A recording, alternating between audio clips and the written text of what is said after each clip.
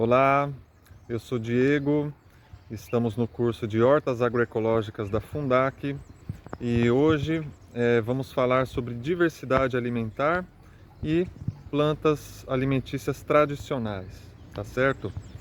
E esse cavalo ali no fundo, ele já está dando muito o sentido da nossa conversa de hoje, que vai no sentido além é, da alimentação como a gente está acostumado, né, de ir até o mercado comprar o alimento e comer, da gente pensar nesse processo de alimentação como uma prática de comer as paisagens. Então, esse cavalo está dando o sentido da coisa, mas não estou falando exatamente da gente comer capim. Pois bem, então antes da gente falar sobre comer paisagens, vamos pensar num aspecto que é o seguinte: diversidade alimentar, tá certo? Então aqui nesses canteiros a gente já dá para perceber, né, que a questão da diversidade ela vem desde o plantio, né? Uma principal marca da produção convencional de alimentos, né, é a monocultura. E aqui a gente tem né, a gente trabalha com diversos plantios consorciados e conjuntos, policultivos, plantios biodiversos, enfim. A linguagem aqui da diversidade ela está desde o plantio, tá?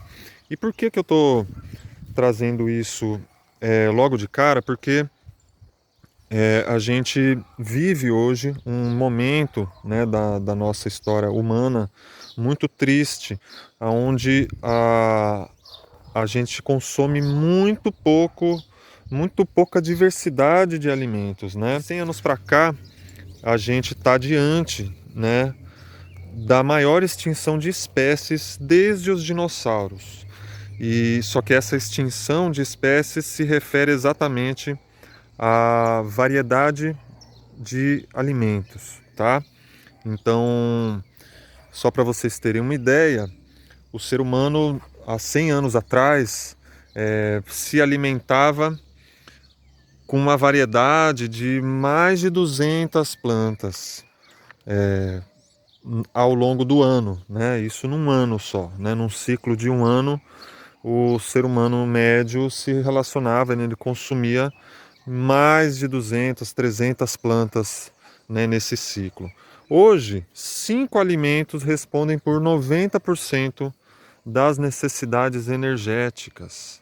Isso, claro, num, genericamente, né, generalizando aí, mas isso é um dado muito sério, muito triste, né?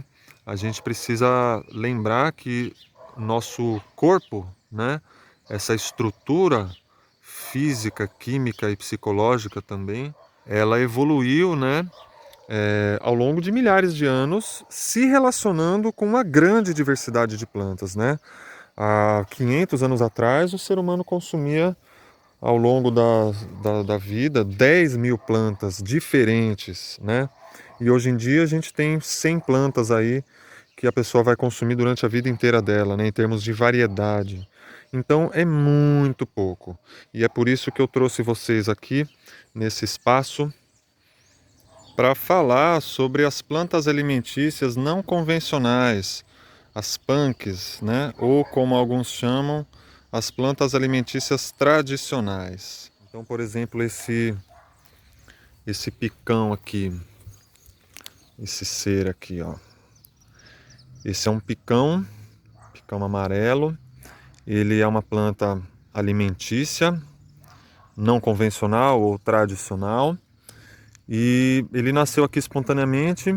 A gente vai pegar as sementes dele e reproduzir em algum outro local, seja numa sementeira ou num canteiro mesmo. Vamos ver outra planta aqui.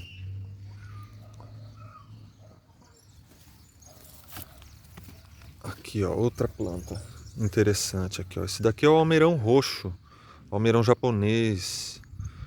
Essa é uma planta que ela pode ser consumida crua, é uma planta muito saborosa, muito nutritiva e está aqui espontaneamente e a gente reproduz a partir daqui também. Ela é uma planta que dá sementes que se reproduz muito fácil, como tipo como dente de leão, assim, que se reproduz com o vento, né? Se espalha com o vento. Mas ela dá mudinhas laterais também que a gente consegue reproduzir com muita facilidade. Aqui, ó, o crepe do Japão é muito fácil reconhecer porque ele está sempre com inflorescências. Aqui a gente tem as sementes, ó, você vê que é bem parecida com o dente de leão, com a serralha, com esses matinhos assim. Serralha tem por aqui também é uma planta comestível tradicional, muito legal. A sementinha se reproduz pelo vento, né? Se espalha com o vento com muita facilidade. E a amarelinha, né? Dá pra ver aqui, toda pequenininha amarelinha. Esse é o crepe do Japão, bem saboroso, bem gostosinho. E por que que eu tô mostrando, né, essas plantas? Vamos só mostrar uma outra, que daí eu já pego o gancho do sentido, né? Que eu comecei essa conversa aqui. Aqui a gente tem a taioba, nessa linha que a gente tem aqui na horta. Tem taioba, tem inhame, mas especialmente a taioba. Queria mostrar aqui a cavalinha ali do lado, uma planta medicinal muito potente, né? Especial para as mulheres, nos seus usos, né? Nos seus diversos usos. Mas a taioba é uma planta que ela aparece muito nesse ambiente aqui da Mata Atlântica, né? Onde a gente está localizado aqui no litoral, junto com o crepe, junto com a serralha, junto com a pariparoba, junto com várias plantas. Então, trouxemos ela aqui. É uma planta alimentícia, riquíssima, cheia de nutrientes, vitaminas, minerais, que precisa ser cozida, preparada, né, com um certo, uma atenção, por conta do oxalato, por causa dos ácidos oxálicos, né, que tem nela. Mas ela é uma planta local, assim, né? Quer dizer, não é nascida e criada, ela não é, vamos dizer, endêmica aqui do litoral, né? Mas ela tá por aí, rústica, né? Espontânea, como as outras que eu comentei, né? Então elas trazem com muita beleza esse aspecto, né, que eu queria trazer para vocês refletirem, da cultura alimentar, né, como um pensamento de que a gente come as paisagens, né, e a gente não está acostumado a olhar para as fazendas, né, enfim, para essas áreas produtivas de alimentos como paisagens, né, ou pelo menos não como esse tipo de paisagem que a gente se refere, né, por exemplo, uma paisagem natural, mas tem um engano aí, né? Tem uma armadilha porque isso aqui não é uma paisagem natural, né, gente? Ela tem elementos naturais, mas ela não é uma paisagem natural assim, virgem, primitiva, né? Então, nem aquele morro lá atrás também não é uma paisagem virgem primitiva, tá certo? O ser humano ele alcançou limites inimagináveis, né? Enfim, ultrapassou, na verdade, todos os limites e é muito difícil falar de alguma paisagem que o homem não tenha interferido, tá? Então, é muito interessante a gente pensar nesse aspecto da cultura alimentar, tá? A gente pode consumir muitos elementos, muitas plantas que são espontâneas, né? Que são plantas ligadas, né, a biomas, ligadas a paisagens naturais, tá certo? E não consumimos por quê, né? Por uma questão cultural, tá? Então, por que que a gente prefere consumir, por exemplo, um alface ao invés de um almeirão roxo, ao invés de um crepe do Japão, né? Se ela nasce tão fácil aqui no nosso clima, né, no nosso ambiente. É uma questão cultural. E é uma questão cultural importante da gente observar, porque o alface ele é europeu, né? E ele é uma planta bem exigente em termos de irrigação, em termos de adubação. E ele não é mais nutritivo por conta dessa alimentação toda que ele demanda. Ele não é mais nutritivo, ele é mais custoso, né? Mas ele está ligado a uma cultura, né? Que veio de fora, né? Que foi imposta por um interesse de mercado, né?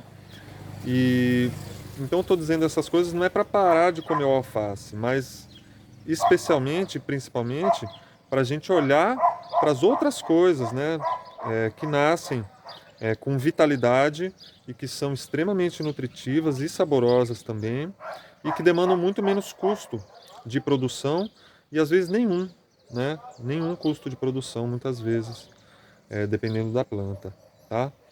Então, esse é algumas reflexões que eu queria trazer para vocês. Espero que tenha feito vocês refletirem um pouco sobre cultura alimentar, sobre diversidade alimentar. Então, um abraço e até a próxima.